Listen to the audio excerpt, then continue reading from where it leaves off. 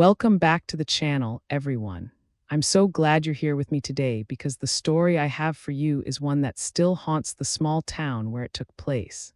It's a story about the fragile threads of motherhood, the shadows of the past, and a secret so heavy it could break a person's soul. Imagine waking up one day and looking into the eyes of the person you've loved more than life itself, only to see a complete stranger. Imagine the one person who should protect you above all else suddenly turning away with a look of pure terror, screaming that you don't belong to them. It is a chilling thought, isn't it, to have your entire identity erased in a single moment of frantic, grief-stricken denial. But how could something like this actually happen? What was really being hidden behind closed doors for all those years? Before we dive deep into the heart of this mystery, please take a quick second to hit that like button and subscribe if you haven't already. It really helps me keep bringing these stories to life for you. Also, leave a comment down below. Have you ever discovered a family secret that changed everything you thought you knew? I'd love to hear your thoughts as we get into this. The story begins with a woman named Alara. She lived in a house that felt more like a museum of silence than a home. It was a beautiful, sprawling estate on the edge of the cliffs, overlooking a sea that always seemed to be mourning something. Alara was a woman of grace, but there was a brittleness to her, a sense that she was held together by nothing more than willpower and the fine silk dresses she wore every day. By her side was Julian, her 20-year-old son. To anyone watching from the outside, they were the picture of devotion. Julian was the perfect son, attentive, kind, and deeply protective of his mother's fragile mental state.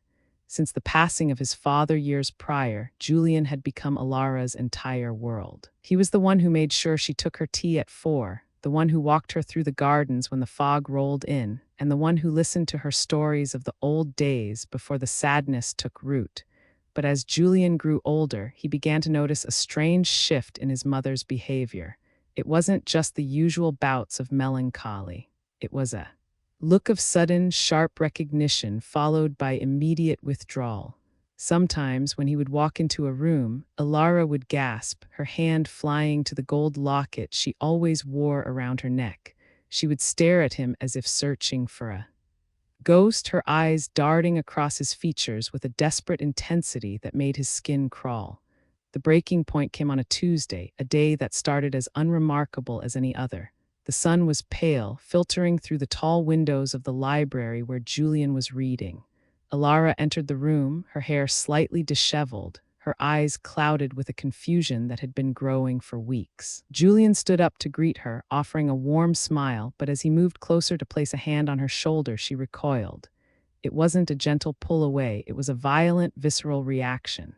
She stumbled back against a bookshelf, knocking over a vase of lilies. The water spilled across the floor like a spreading stain. She looked at Julian, but she didn't see her son. She saw a specter. Her voice, usually soft and melodic, cracked into a jagged scream. She pointed a trembling finger at him and shouted the words that would haunt him forever. "You're not my child." Julian froze, the air leaving his lungs. He tried to speak, to calm her, to remind her of his name, but she wouldn't listen. She became hysterical, weeping and clawing at the air as if trying to push away a nightmare. She insisted that her real son was gone, that Julian was an imposter, a shadow meant to mock her grief. She collapsed to her knees, sobbing into her hands, over and over again, wailing that he did not belong to her. The days that followed were a descent into a living hell. Alara was moved to a private wing of the house under medical supervision, convinced that Julian was a stranger who had moved into her home. Julian, meanwhile, was left in the echoing silence of the rest of the estate, grappling with a pain so profound it felt physical. He spent his nights wandering the hallways, looking at childhood photos of himself. He saw the same eyes, the same jawline, the same cowlick in his hair. How could she not see him? He questioned his own reality. He wondered if he was losing his mind or if the woman who raised him had finally succumbed to a darkness he couldn't understand. He felt a deep sense of abandonment. To be rejected by a mother is a wound that never truly closes. He felt like a ghost in his own life, a boy without a history, a man without a mother. He would sit outside her locked door, listening to her talk to herself, listening to her mention a name he didn't recognize, a name that wasn't Julian. Unable to bear the uncertainty any longer, Julian began to dig. He started in his father's old study, a room that had remained untouched since the funeral. He sifted through old ledgers, birth certificates, and hospital records. Everything seemed in order. The documents confirmed his birth, his lineage, his place in the family. But there was one thing that didn't fit: Alara's obsession with her gold locket. She had worn it every single day of his life. Yet she never allowed him to see what was inside.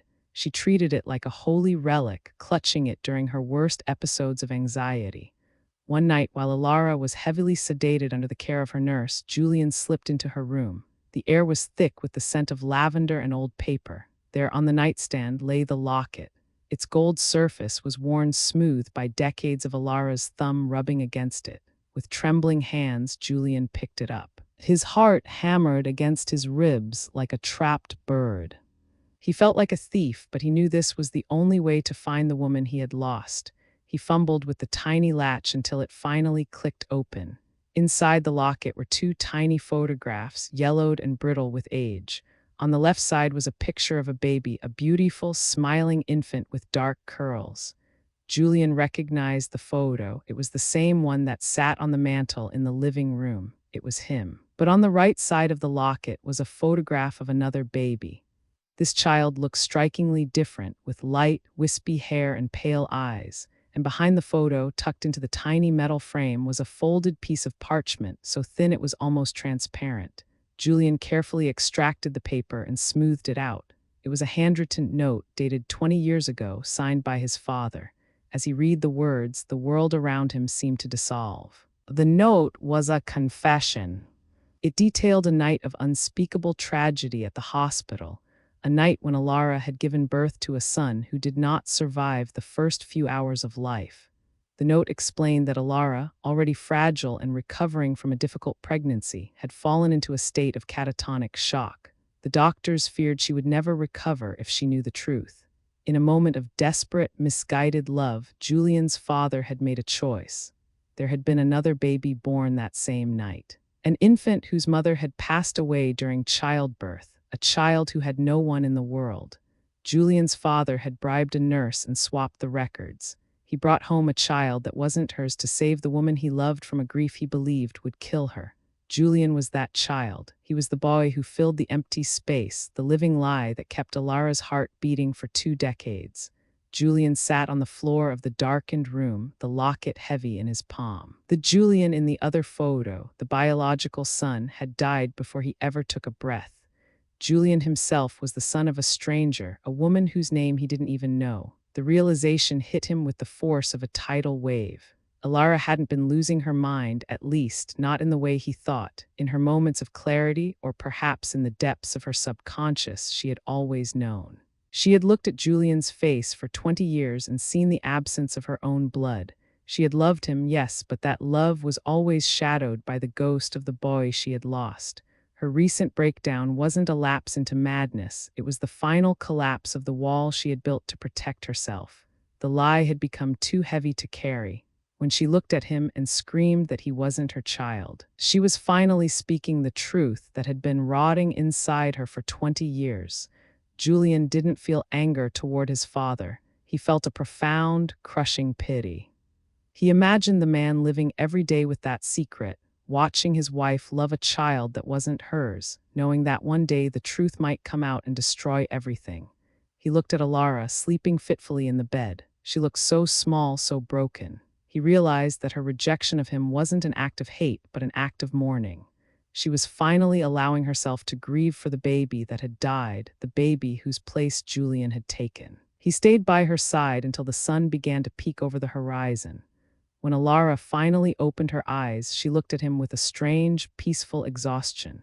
The fire and the fury were gone. She looked at the locket in his hand, and then she looked into his eyes. For the first time, she didn't look away. She reached out a thin, pale hand and touched his cheek. She didn't call him Julian. She didn't call him her son. She simply whispered a word of thanks. She thanked him for the 20 years he had given her. She thanked him for being the light in her darkness, even if that light was borrowed. In that moment, the biological bond didn't matter. The blood in their veins was different, but the history they had shared, the tea at 4, the walks in the garden, the quiet moments of comfort, that was real.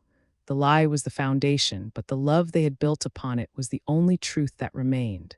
The house on the hill didn't become a happy place overnight. There were still long silences and many tears. Ilara's health continued to decline, but the terror was gone. They lived in a quiet honesty that was both painful and beautiful.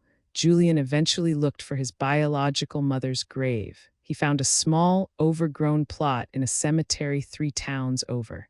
He stood there for a long time, wondering about the woman who had given him life but never got to hold him. He felt a strange connection to her, but his heart remained with the woman who had raised him, the woman who had fought a war within herself just to be his mother. When Ilara finally passed away, a few months later, she was holding Julian's hand. She went peacefully, no longer haunted by the real son she had lost, because she had realized that the son she had raised was real enough. This story reminds us that family isn't always about the blood that flows through our veins. Sometimes it's about the people who choose to stay, the people who fill the empty spaces in our lives, and the complicated, messy sacrifices we make for the ones we love. Life is rarely black and white. Most of the time, we are all just trying to survive the tragedies we didn't ask for, holding onto whatever we can to keep from drowning. Ilara's secret was tragic, yes, but it was also a testament to how far a person will go to protect someone from the unbearable weight of reality. Thank you for staying with me until the end of this journey. It's a heavy one, I know, but I think it's important to remember that even in the middle of a lie, there can be a very deep and very real kind of love. If this story touched you, please don't forget to share it with someone who might need to hear it. Take care of yourselves and remember to cherish the people who choose to be in your life every single day. I'll see you in the next one.